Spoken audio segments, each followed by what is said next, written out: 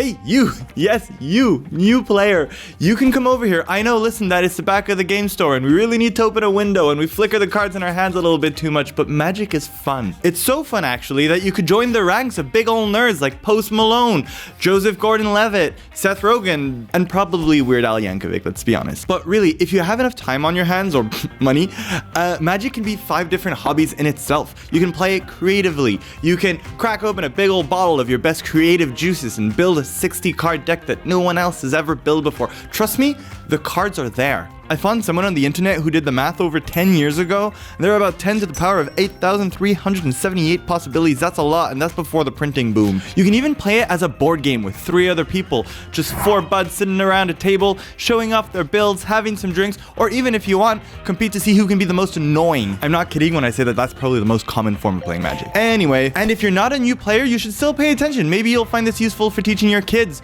or your partner, or your flatmate who has extra time on their hands since losing their job. Well, if they just lost their job, maybe don't let them anywhere near Magic cards. That thing's like catnip for insurmountable debt. But before we get into it, if you do like the content, please sub. You'll see tons of things on the channel. Pro players beating me, famous MTG players giving their best advice and playing against each other, videos like this. We're even having another crack at playing with AI generated cards next week. But now let's venture into the realm of best Magic the Gathering products for beginners. First off, for the players who want to win, the Challenger decks. Building decks is hard, and spending your hard-earned brain cells on brewing decks is a waste of time for some people. Do race car drivers ever learn to engineer and build their own Formula 1 engines?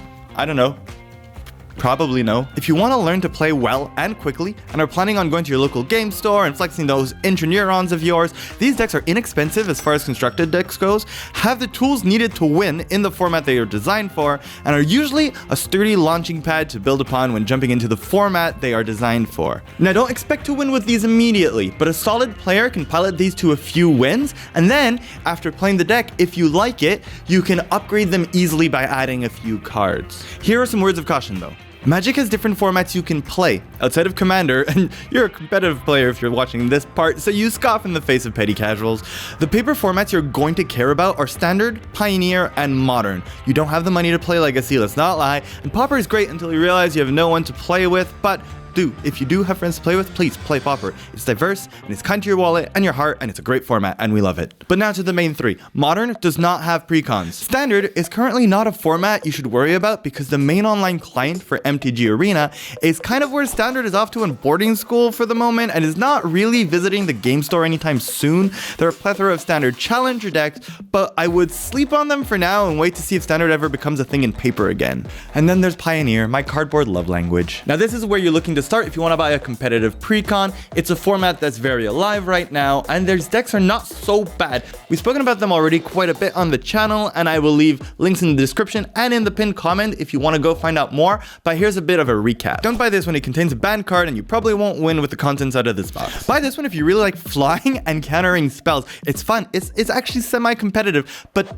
don't buy this if you don't like spending another few €100 to ever win with the contents out of the box. Buy this one if you like a decent win rate without adding that much money to your pile, and if you like being confused and confusing your friends, you don't really care about having an opponent or not. It's a one-sided game, but it's still a game. Buy this one. That's it. It's good.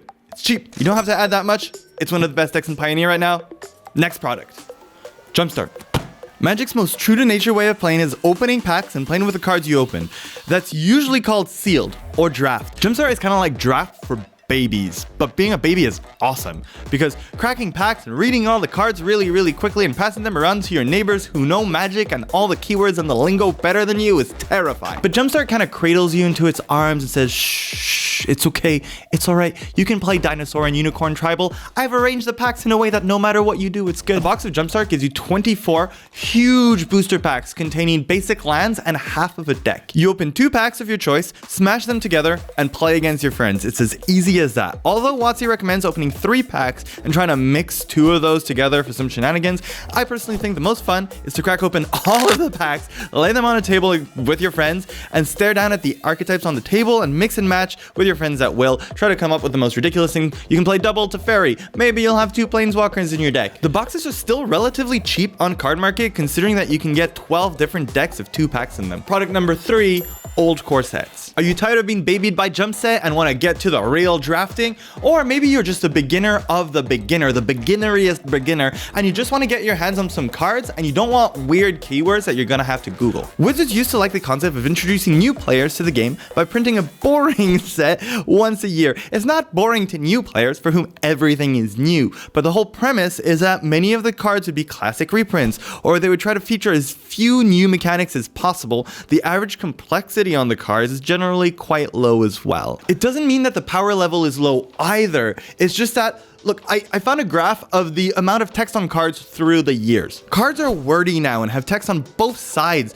Creatures collect mechanics like Nicolas Cage collects everything. People build up a tolerance to anything, and card complexity is no exception. And it's been terrifying more and more to new players through the years. So I present you with the comfy duvet blanket of the core set. Old mechanics, simpler than average cards, but still many classic staples. You can't go wrong with a good old lightning bolt. Pure and strong.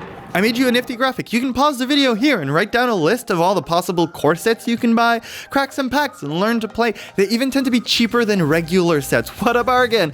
And all this because old Magic players are tripped out cardboard old adrenaline junkies who salivate at the sight of mid-sized novel being crammed onto the visual real estate as what is essentially a business card. Final recommendation for the newbiest of the noobs. What if you're not even sure you want to commit a few euro to this new hobby? What if you don't care about the resale value of singles and you just want to sling some spells?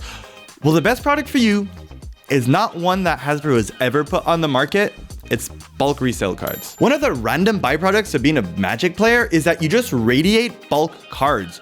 You shed bargain bin commons like a teenager does dandruff. You can easily jump on a Facebook group and find someone who is getting rid of cards to make some space in their closet. Or Cardmarket even has a lot selection where you can spend anywhere between a few pennies to a few euro just for a bulk of random cards. You don't even have to pick the cards you want to buy. Someone else did it for you. Who knows? Maybe there'll be some random expensive cards in there. You don't know. You don't even care. You're a person who buys bulk cards. You're probably going to be using half of those for a doorstop or a paperweight tomorrow.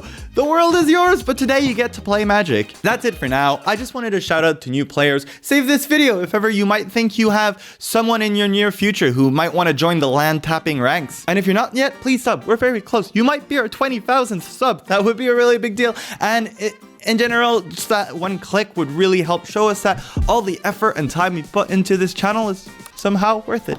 Please.